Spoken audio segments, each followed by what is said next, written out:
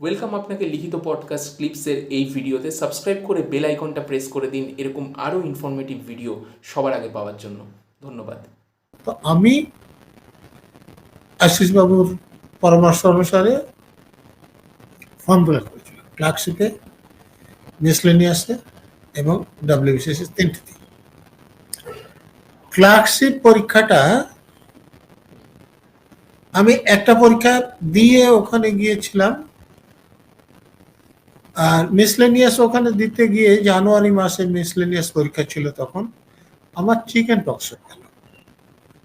Miscellaneous কোয়ারেন্টাইনের জন্য আমি দিতে পারলাম না। ফেব্রুয়ারিতে ফেব্রুয়ারিতে ডাব্লিউবিসিএস পরীক্ষা ছিল। তো আমি ডাব্লিউবিসিএস পরীক্ষাটা আমি বললাম যে একদম কিছুই পড়া হয়নি, আমি দেব না। তো আশিস বাবু বললেন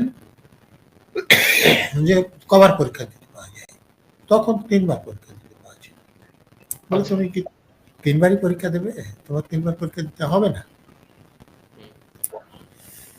তোমার কোনো প্রস্তুতির দরকার নাই, তুমি শুধু ফর্ম ফিল আপ করেছো, পরীক্ষাতে বসে যাও, তারপর যা হবে হবে, না একটা চান্স নষ্ট হবে। আমি বলছি তোমাকে 3বার পরীক্ষা দিতে হবে না।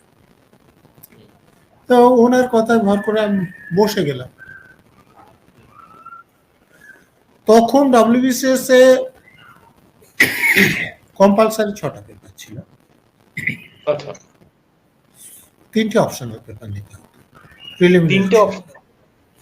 তিনটে অপশনাল পেপার নিতে হতো। আচ্ছা, 3টে অপশনাল পেপার, সেটা একই সাবজেক্টের হতে পারে, একাধিক সাবজেক্টের হতে পারে। আচ্ছা, আমি 3টি কেমিস্ট্রি পেপার নিয়েছিলাম। মানে পেপার 1, পেপার 2, পেপার 3 এইভাবে। আচ্ছা, আর কম্পালসারি পেপারগুলো ছিল, হ্যাঁ, কম্পালসারি পেপারগুলো একটু বলুন। বাংলা ছিল, ইংরেজি ছিল, অঙ্ক ছিল, এই কনস্টিটিউশনাল আর 5-year প্ল্যানস ছিল এগুলো। আর ইংরেজি যে পেপার ছিল তাতে এখন যেমন গ্রামার দিয়ে দিয়েছে, তখন কোনো গ্রামার ছিল না। তখন ইংরেজি প্রশ্নটা একটু কঠিনই হতো, যেমন একটা কবিতা দিয়েছে তারপর প্রশ্ন করতে বা তারপর আলোচনা লিখতে দিতে, এরকম ছিল, যেটা আমার পক্ষে সুবিধা হয়েছিল। অন্যদের পক্ষে যেটা অসুবিধা, আমার পক্ষে সেটা সুবিধা হয়েছিল। ওই পেপারে যেমন অনেকে হয়তো 15 কি 20, সেখানে আমি 61 পেয়ে গেছিলাম, যেটা আমার সুবিধা হয়েছিল দাঁড়াতে। তো কম্পালসারি পেপারগুলো যখন দিলাম তখন ঠিক ছিল, কিন্তু ম্যাথের পেপার কি ছিল? ম্যাথের পেপার, ম্যাথ বা রিজনিং এরকম? ম্যাথের ছিল, আচ্ছা, ম্যাথের পেপারে ছিল, মাধ্যমিক স্তরের ম্যাথের পেপার। তো অপশনাল যখন কেমিস্ট্রির আমি পরীক্ষা দিলাম, প্রথম পেপার দিই, মনে হলো যে আশা নাই, কিন্তু আমি পরের দুটো পেপার দিলাম এবং আমার মনে হয়েছিল যে আমি কোনো গ্রুপই চান্স পাবো না। আমি একটা উদাহরণ দিয়ে বলছি, আমি যেখানে প্রাইভেট টিউশন করতাম, সেই বাড়িরই এক জামাই কেমিস্ট্রি টিচার ছিলেন হাই স্কুলে, তিনিও পরীক্ষা দিচ্ছিলেন, আমার ওখানে সেন্টার পড়েছিল তার। তো পরীক্ষা শেষে তাকে যখন জিজ্ঞেস করলাম, তো তিনি বললেন যে আমি এ গ্রুপই পাবো। আচ্ছা, আমাকে জিজ্ঞেস করলেন, আমি বললাম দেখুন আমি ডি গ্রুপেও পাবো না।